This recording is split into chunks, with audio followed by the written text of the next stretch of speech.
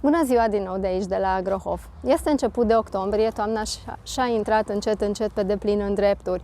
De aceea m-am gândit să vă prezint astăzi un utilaj care, zic eu, este de sezon sau de actualitate. Este un utilaj de aspirat frunze, resturi vegetale sau deșeuri, cu alte cuvinte, un utilaj care ne ajută să păstrăm curățenia.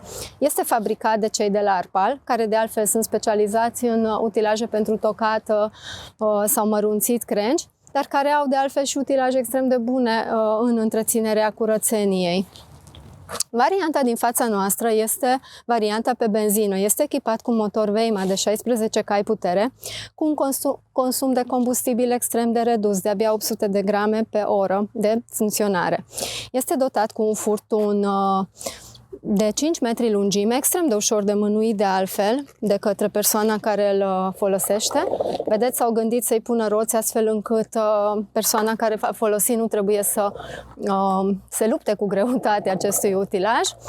În timpul transportului, acest furtun de altfel poate fi agățat de această bară cu ajutorul unor lanțuri care sunt în dotare, dar pe care momentan nu le vedeți aici.